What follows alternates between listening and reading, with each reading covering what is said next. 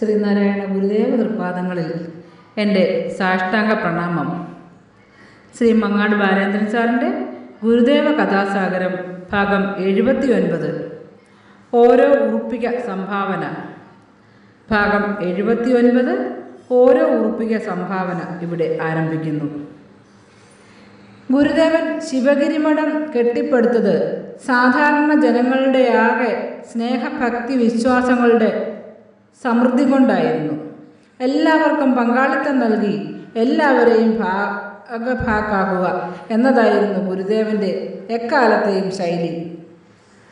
അവിടുത്തെ സംഭാഷണത്തിലും പ്രവൃത്തിയിലുമെല്ലാം അത് പ്രകടമായിരുന്നു.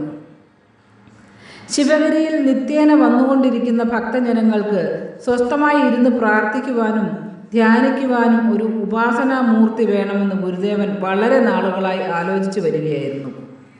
അജ്ഞതയിലും അന്ധതയിലും അനാചാരങ്ങളിലും പെട്ടുഴലുന്ന സ്വജനങ്ങളുടെ കണ്ണു തുറക്കുന്നതിന് പ്രാഥമികമായി വേണ്ടത് വിദ്യയുടെ നിറവെളിച്ചമാണെന്ന് ഗുരുദേവൻ അറിയാമായിരുന്നു.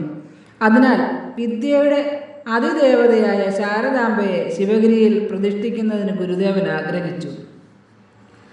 ആ സ്ഥാപനത്തിൽ എല്ലാവർക്കും ഒരുപോലെ പങ്കാളിത്തമുണ്ടാക്കുവാൻ ഗുരുദേവൻ വിചാരിച്ചുറപ്പിച്ചിരുന്നു.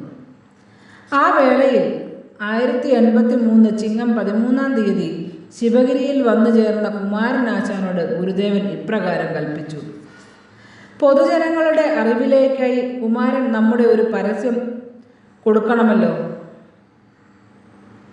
കുമാരനാശാൻ: ആവാം, തൃപ്പാദങ്ങൾ കൽപ്പിച്ചാൽ ഞാനത് എഴുതിയെടുത്തുകൊള്ളാം. ഒന്ന് ആലോചിച്ചതിന് ശേഷം ഗുരുദേവൻ ഇങ്ങനെ പറഞ്ഞു കൊടുത്തു: നമ പരമാത്മനെ അറിയിപ്പ്. ഒരു ക്ഷേത്രസ്ഥാപനം.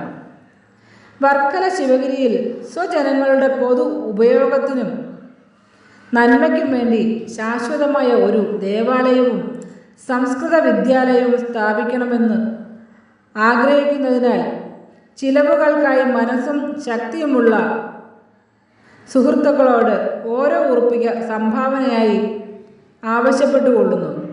ഈ സംഖ്യയെ പിരിക്കുന്നതിന് നമ്മുടെ മുദ്രയുള്ള ലിസ്റ്റുകളും കൊടുത്തു. ഇവിടെ നിന്നും വിശ്വസ്തന്മാരായ ആളുകളെ നിയമിക്കുന്നതാണ്. അവിടെ ടി സംഖ്യ ഏൽപ്പിച്ച് ലിസ്റ്റിൽ ഒപ്പുവെച്ച് അയച്ചു തരികയും അധികമായ വല്ല സംഖ്യയും ഇതിലേക്ക് ദാനം ചെയ്യാൻ പ്രത്യേകം വിചാരിക്കുന്നവർ വിവരം ഇവിടെ തെര്യപ്പെടുത്തുകയും ചെയ്യണമെന്നും വിശ്വസിക്കുന്നു.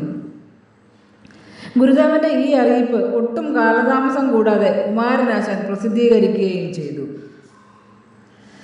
സ്വന്തം സുഖങ്ങളും അന്യനു വേണ്ടി ഹന്തവെടിഞ്ഞവനായി ബന്ധവിഹീനൻ കർമ്മപദത്തിൽ സന്തതമായുടനെ മരുത്വാമലയും അരുവിപ്പുറവും വിജനവനങ്ങളിലും മനനം ചെയ്തും താപസനായും നേടിയ ദിവ്യത്വം. ശ്രീ മങ്ങാട് ബാലേന്ദ്രൻ സാറിൻ്റെ ഗുരുദേവ കഥാസാഗരം ഭാഗം 79 ഓരോ ഉറുപ്പിക സംഭാവന ഇവിടെ അവസാനിച്ചിരിക്കുന്നു. ഇതിൽ വന്നിട്ടുള്ള തെറ്റുകുറ്റങ്ങൾ സദയം ക്ഷമിക്കണമെന്ന് ഗുരുദേവ നാമത്തിൽ അറിയിക്കുന്നു. നന്ദി, നമസ്കാരം. ഗുരുധർമ്മം വിജയിക്കട്ടെ.